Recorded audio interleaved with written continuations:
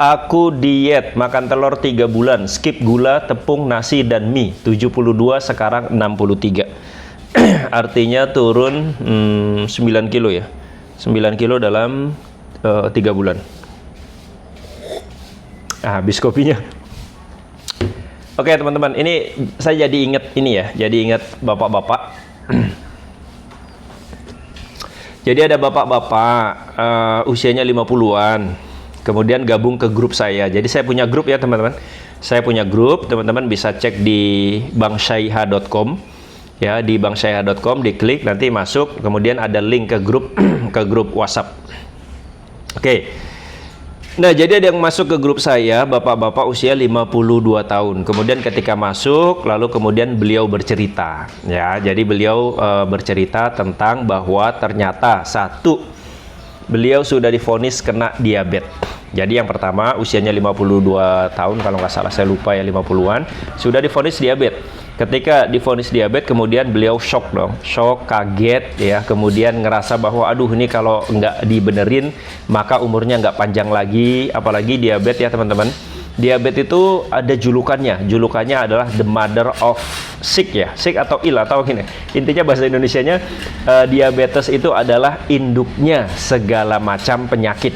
Kenapa diabetes itu disebut induknya segala macam penyakit? Karena biasanya kalau orang-orang yang sudah diabetes itu nanti ngerembet kemana-mana. Makanya kemudian teman-teman yang sudah diabetes, yang gulanya sudah tinggi, itu teman-teman harus dikontrol agar gulanya tidak tinggi terus.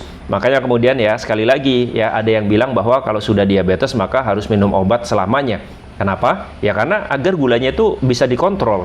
Karena kalau gulanya tidak terkontrol, nanti bisa kena kemana? Ya ke jantung bisa, ke ginjal bisa, ke ke alat kelamin juga bisa, ya ke mata juga bisa. Banyak kan ada orang-orang yang sudah diabetes, kemudian diabetesnya tidak terkontrol, akhirnya apa? Menjadi rabun atau bahkan menjadi buta.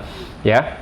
Atau yang diabetes gulanya tidak terkontrol, ada yang kemudian ginjalnya kena, ada yang kemudian mohon maaf ya tidak bisa berdiri lagi alat kelaminnya dan seterusnya. Itulah kenapa kemudian diabetes itu disebut sebagai induknya segala macam penyakit. Nah, buat teman-teman yang memang ditakdirkan sudah terkena diabetes, maka sekali lagi ya dikontrol gula darahnya agar tidak tinggi terus. Nah, si bapak ini ketika divonis diabetes itu udah, wah kayaknya hidupku udah nggak lama lagi, mungkin begitu ya. Tapi beliau kemudian mencari-cari informasi, ada nggak sih orang-orang yang bisa sembuh dari diabetes, ya tidak minum obat terus dan seterusnya.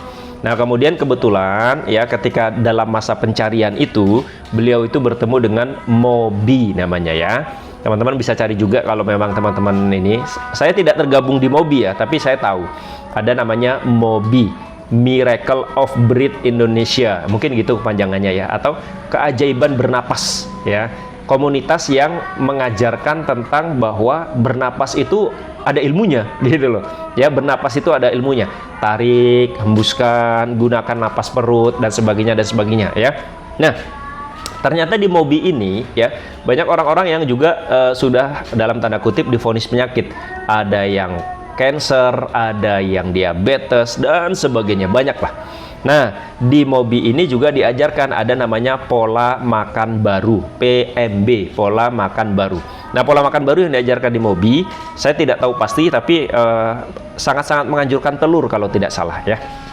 Nah si bapak ini ketika mempelajarin itu kemudian ngerasa yakin dan testimoninya ternyata banyak, akhirnya bapak tadi ini yang usianya sudah 50-an ini ya sudah divonis diabetes ini kemudian dengan keyakinannya menjalankan pola makan baru itu, yaitu makan telur selama 3 bulan, makan telur tok. Jadi nggak pakai nasi, tidak pakai nasi, tidak pakai sayur dan seterusnya, hanya makan telur saja ya. Nah ketika mau menjalankan ini, bapak ini sampai berwasiat kepada istrinya.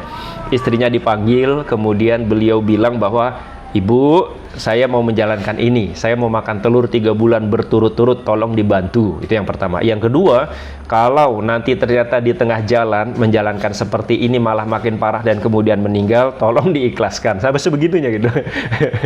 Lalu kemudian ya sudah, akhirnya beliau menjalankan, bismillah dijalankan. 3 bulan itu benar-benar makan telur tanpa apapun ya. Apa yang terjadi? Jadi susah BAB kan gitu ya, kan banyak orang yang bilang nanti kalau nggak makan sayur jadi susah BAB. Nah beliau ngalamin itu, jadi susah BAB. Tapi kata beliau, iya susah BAB itu kan cuma satu masalah, ya cuma satu masalah, dan masalah itu selalu ada solusinya. Jadi jangan kemudian hanya gara-gara satu masalah kita jadi mundur dengan tekad yang sudah bulat itu. Kata beliau, ya sudah, susah BAB kan ada solusinya, bisa pakai Microlax, bisa pakai ini, bisa pakai itulah. Ya akhirnya beliau tetap lanjut, ya lanjut. Lalu kemudian katanya di tengah jalan juga badannya tiba-tiba muncul kayak bintik-bintik ya, kayak apa ya, kayak gitulah gitu. Terus tapi kata beliau, mungkin ini tubuhnya lagi detox aja. Ya inilah pentingnya mindset ya. Banyak orang yang ketika menjalankan sesuatu yang baru muncul sedikit parnonya luar biasa. Tapi bapak ini mindsetnya keren. Ketika muncul sesuatu, beliau langsung berpikir, nggak apa-apa ya. Ini mungkin lagi tubuhnya itu lagi bersih-bersih gitu loh. Akhirnya dia tetap lanjutin. Lalu katanya pernah juga di hari tertentu tuh katanya tuh sendi-sendinya kaku semua gitu ya. Kaku semua sendi-sendinya. Tapi ya tadi mindsetnya adalah nggak apa-apa. Ini bisa jadi tubuhnya lagi bersih-bersih. Dan kemudian dilanjutkan 3 bulan full dengan segala macam hambatannya. Sembelit, muncul bintik-bintik atau benjolan-benjolan kayak jerawat gitu. Kemudian gatel-gatel sama sendi-sendinya kaku-kaku semua. Tapi setelah 3 bulan ternyata semuanya bisa terlewati, dan di 3 bulan itu beliau lalu ngerasa badannya fit, kemudian berat badannya berkurang, lalu dia cek lab lagi, ya qadarullah, alhamdulillah sekali, gula darahnya normal, HbA1c-nya normal, dan tidak divonis diabetes lagi. Nah ini yang ingin saya sampaikan apa teman-teman. Jadi teman-teman harus sadar bahwa kalau teman-teman biasanya makan nasi, makan gula, makan tepung, banyak makannya, tiba-tiba berubah, melakukan intermittent fasting, makannya full hewani, entah itu telur saja, ikan saja, ayam saja, atau apapun, pasti di tengah jalan ada yang dirasakan. Mungkin keliengan, mungkin lemes, mungkin ini, mungkin itu adalah hal yang wajar ya. Teman-teman, itu adalah hal yang wajar, karena selama ini kita makannya banyak, tiba-tiba dikurangi, ya pasti tubuhnya ngerasain sesuatu gitu. Jadi jangan berharap atau jangan berpikir bahwa ngikutin Bang Seha lah, ngikutin diet inilah, ngikutin diet itulah, lalu kemudian ketika menjalankan lalu mikirnya nanti akan fine-fine aja, ya nggak mungkin ya. Tapi kalau terjadi sesuatu juga ya, selama itu masih hal-hal yang wajar, teman-teman juga jangan terlalu parno gitu. Kayak misalkan, Bang aku jalanin diet Abang kok malah diare ya? Saya tanya, emang sebelumnya nggak pernah diare? Kok sekarang diare kayaknya jadi parno sekali gitu. Maksud saya seperti itu ya.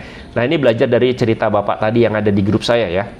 Sekarang beliau sudah berat badannya sudah ideal, HbA1c-nya sudah bagus, lalu kemudian gulanya sudah normal, dan sekarang beliau makannya sudah boleh ada sayuran. Jadi jangan berpikir bahwa berarti full hewaninya selamanya ya. Enggak. Kalau gula darah sudah normal, HbA1c sudah normal, maka makannya boleh ditambah sayuran.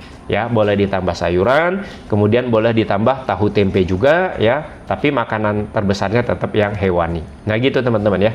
Nah ini alhamdulillah 3 bulan makan telur aja ya turun berat badannya. Dan saya yakin pasti kalau memang makan telur aja selama 3 bulan, pasti keluhan-keluhannya mungkin sudah banyak yang berkurang juga ya teman-teman ya. Video ini panjang sekali teman-teman. Jadi teman-teman yang nonton di YouTube mungkin ada link produk di sini. Kalau memang dibutuhkan silahkan diklik ya. Kalau suka dengan video-video saya jangan lupa follow ya teman-teman. Di follow, kemudian semoga semuanya sehat selalu.